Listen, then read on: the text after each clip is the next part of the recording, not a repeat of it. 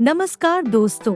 इस वीडियो में हम डिस्कस करेंगे कि ब्रोंकोलाइट ए सिरप का उपयोग किन कंडीशंस में किया जाता है, ब्रोंकोलाइट ए सिरप को कैसे लेना चाहिए और ब्रोंकोलाइट ए सिरप की वजह से क्या साइड इफेक्ट्स हो सकते हैं, और यह भी डिस्कस करेंगे कि ब्रोंकोलाइट ए सिरप को लेते समय क्या क्या सावधानियां रखनी चाहिए। ब्रोंकोलाइट ए सिरप का उपयोग बलगम वाली खांसी को ठीक करने के लिए किया जाता है। ब्रोंकोलाइट ए सिरप बलगम को पतला करती है और फेफड़ों में जमा बलगम को बाहर निकालने में मदद करती है और खांसी को ठीक करती है। इसके अलावा अस्थमा और सीओपीडी से पीड़ित व्यक्तियों को भी डॉक्टर ब्रोंकोलाइट ए सिरप को लेने की सलाह दे सकते हैं। ब्रोंकोलाइट ए सिरप वायुमार्ग की मांसपेशियों को रिलैक्स करके और फेफड़ों के सांस लेने के रास्ते को चौड़ा करती है। ब्रोंकोलाइट ए सिरप को लेने के बाद फेफड़ों के वायुमार्ग चौड़े हो जाते हैं, जिसकी वजह से अस्थमा और सीओपीडी से पीड़ित व्यक्तियों को सांस लेने में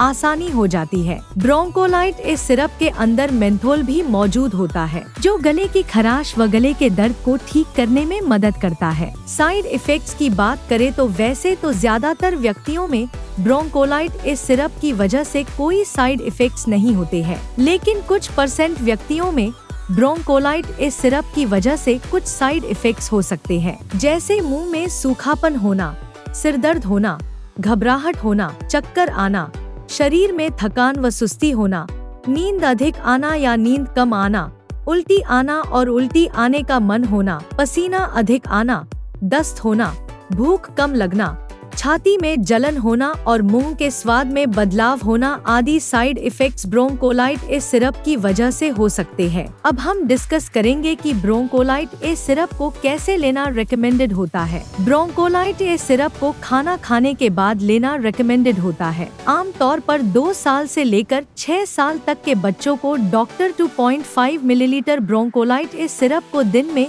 3 बार लेने की सलाह देते हैं। 6 साल से लेकर 12 साल तक के बच्चों को डॉक्टर 5 मिलीलीटर ब्रोंकोलाइट ए सिरप को दिन में 3 बार लेने की सलाह देते हैं और 12 साल से अधिक उम्र के व्यक्तियों को डॉक्टर 10 मिलीलीटर ब्रोंकोलाइट ए सिरप को दिन में 3 बार लेने की सलाह देते हैं। ब्रोंकोलाइट ए सिरप की डोज, उम्र, शरीर के वजन और बीमारी की गंभीरता के आधार पर कुछ व्यक्तियों में इससे अलग भी हो सकती है, इसलिए आपको ब्रोंकोलाइट ए सिरप को आपके डॉक्टर द्वारा बताई गई डोज में ही लेना चाहिए। दोस्तों, अगर आपको वीडियो पसंद आ रहा है तो कृपया वीडियो को लाइक करना व चैनल को सब्सक्राइब करना न भूलें। अब हम डिस्कस करेंगे कि ब्रोंकोलाइट ए सिरप को लेते समय क्या क्या सावधानियां रखनी चाहिए। 2 साल से कम उम्र के बच्चों को ब्रोंकोलाइट ए सिरप को देना रिकमेंडेड नहीं है, इसलिए 2 साल से कम उम्र के बच्चों को ब्रोंकोलाइट ए सिरप को डॉक्टर की सलाह के बिना नहीं देना चाहिए। बलगम को बाहर निकालने के लिए और खांसी को जल्दी ठीक करने के लिए आपको ब्रोंकोलाइट ए सिरप के साथ साथ हर रोज दिन में 2 से लेकर 3 बार गर्म पानी की भाप लेनी चाहिए, ताकि फेफड़ों में जमा बलगम पतला होकर आसानी से बाहर निकल सके। और इसके अलावा आपको बर्फ व ज्यादा ठंडे पानी का सेवन नहीं करना चाहिए। लगातार ज्यादा लंबे समय तक ब्रोंकोलाइट ए सिरप को लेना रिकमेंडेड नहीं होता है। अगर आपको ब्रोंकोलाइट ए सिरप को लेते हुए 1 सप्ताह से भी अधिक का समय हो चुका है और आपकी खांसी अभी तक ठीक नहीं हुई है, तो आपको डॉक्टर से दोबारा परामर्श लेना चाहिए, ताकि आपका डॉक्टर खांसी होने के कारण का पता करने के लिए दोबारा से जांच करवा सके। वैसे ज्यादातर व्यक्तियों में ब्रोंकोलाइट ए सिरप को लेने के बाद ज्यादा नींद नहीं आती है, लेकिन यदि किसी व्यक्ति को ब्रोंकोलाइट ए सिरप को लेने के बाद नींद अधिक आती है या चक्कर आते हैं, तो ऐसे व्यक्तियों को ड्राइविंग नहीं करनी चाहिए और ऐसी मशीनों पर काम भी नहीं करना चाहिए, जिन पर काम करने के लिए अधिक मानसिक सतर्कता की आवश्यकता होती है। ब्रोंकोलाइट ए सिरप के साथ शराब का सेवन नहीं करना चाहिए, क्योंकि ब्रोंकोलाइट ए सिरप के साथ शराब का सेवन करने की वजह से साइड इफेक्ट्स होने का जोखिम अधिक हो जाता है और नींद आने की समस्या बहुत ज्यादा गंभीर हो सकती है।